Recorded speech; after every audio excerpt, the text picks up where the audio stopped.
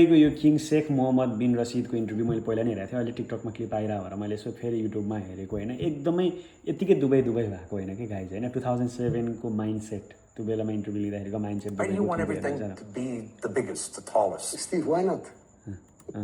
सोच कि यो स्टिभ भन्नेलाई होइन किन चाहिँ उनीहरूले चाहिँ सोध्छ होइन कि तिमीहरूलाई चाहिँ दुबईमा किन एभ्री कुरा टलेस्ट हुनु पऱ्यो, बुर्ज खलिफा टलेस्ट भनेर त बिगेस्ट लार्जेस्ट यस्तो बनाउने तिमीहरूलाई के भूत सवार भएको छ भन्ने टाइपले पैसा सोध्छ होइन। If you can have it in New York, what can we have it? अब तिमीहरूको न्युयोर्कमा हो, अब यो युएसको रहेछ होइन, तिमीहरूको न्युयोर्कमा हुन्छ भने किन हाम्रोमा हुन सक्दैन, दुबईमा किन हुन सक्दैन भनेर क्रस क्वेसन गरिदिन्छ कि। Why are you in such a hurry? Most people would try and do all of this in a lifetime.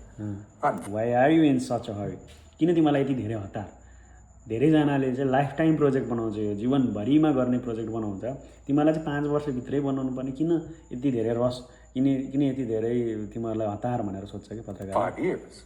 I want my people to live better life now, to go to the high school now, to go to the good.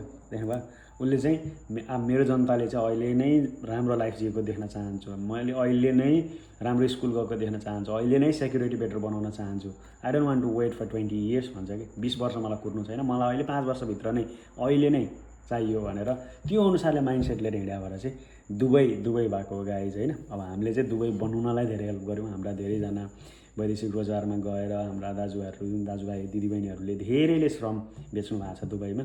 तर अब Dubai नै जस्तो चाहिएन हामीलाई, तर अब हाम्रो skills हाम्रो एक्सपर्टिजहरू चाहिँ हामीले अबको सरकार बालेन सरकारलाई सँग कोलाबोरेट गरेर हो र कहाँबाट कसरी सकिन्छ यो कुरा चाहिँ हामीले सरकारलाई हाम्रो लेभलबाट पनि हेल्प गर्नुपर्नेछ।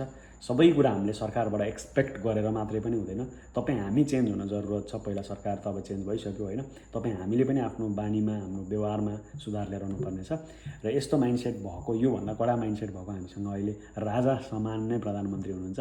I am pretty much excited. I am very positive looking forward like in the next 5 years हामी दुबई जस्तै त नबनाउला, तर हामी हाम्रो मौलिकताका अनुसार हामी धेरै अगाडि बढ्छौँ जस्तो चाहिँ मलाई लागिरहेको छ। तपाईँहरूलाई के लाग्छ कमेन्ट गर्न नबिर्सनु होला। Thank you so much for watching.